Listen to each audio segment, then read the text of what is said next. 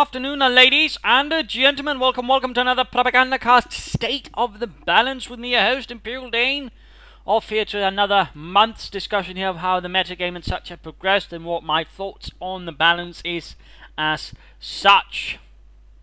I mean, overall, there's not been, say, hugely dramatic changes since the last one after that big patch where we basically saw some really larger changes there between the Wehrmacht and the Soviets, and to a lesser extent maybe the Wehrmacht and the US.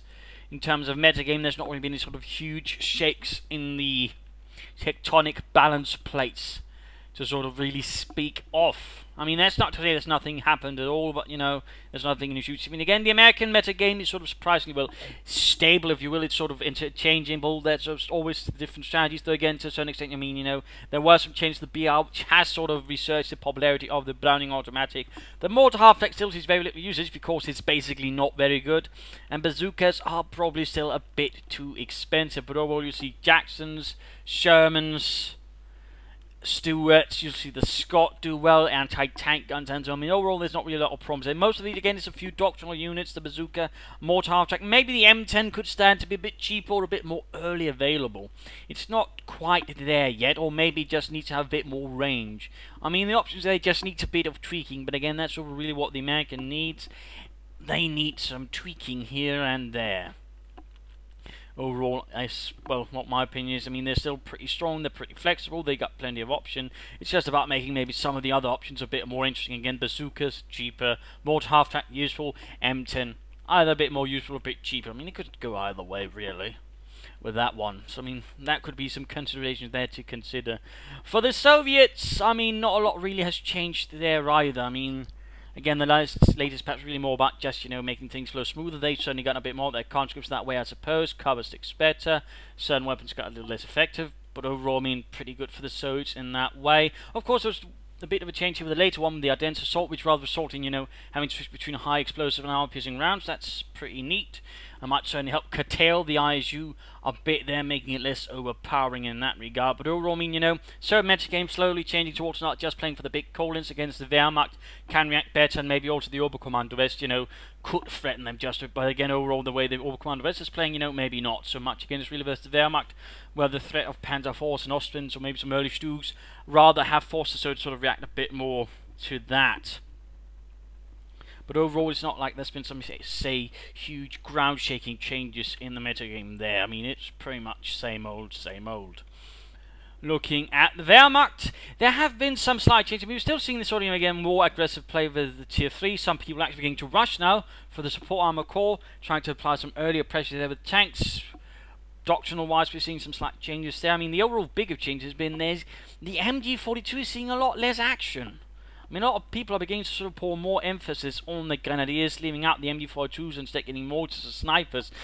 But the MG42 itself, not so much. I mean, having talked with some people about it, because I was actually pretty curious to see, you know, it's, you know, the general idea or thought seems to be, you know, it's not very mobile. I mean, again, it's one of the slower weapons, even slower than a water-cooled machine gun from, you know, before the time of the Tsars, well, of the time of the Tsars.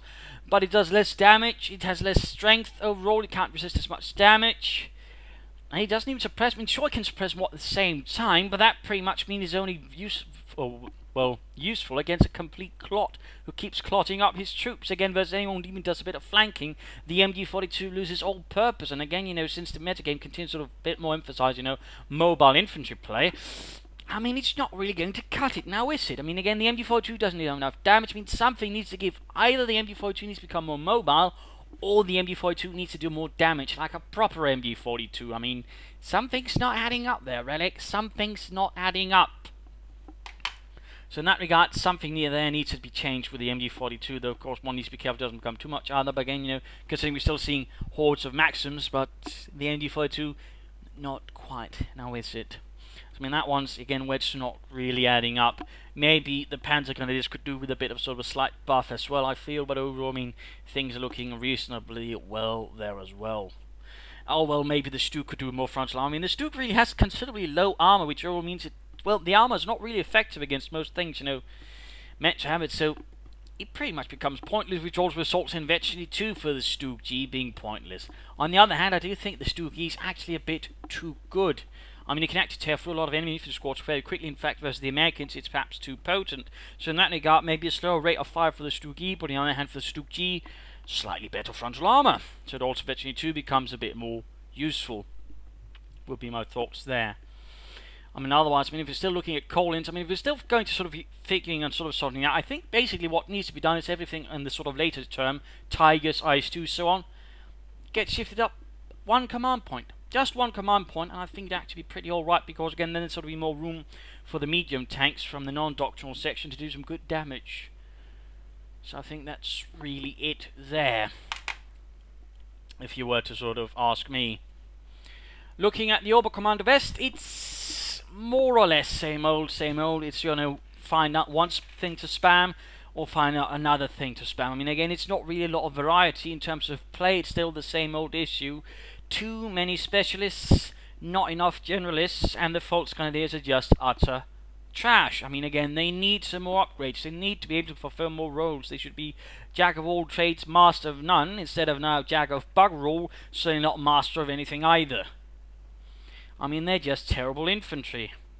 And of course, you still got the same old, you know, rogues gallery of units that just don't really perform much. Yak Panzer IVs, the infrared half-track, and, well, you know, flak half-track does see a bit of usage, but I mean, a lot of the Sturm Tiger doesn't see much usage other than certainly not also the Panzer IVs from the call-in, because that's bloody well too expensive, in particular when you compare it with the Soviet T-3045 call-in, and, you know, 1 CP apart, almost the same amount of resource. In fact, probably more fuel when you consider the fuel issues there for the Oberkommando West, and you're like, ah, scheiße, this isn't adding up either.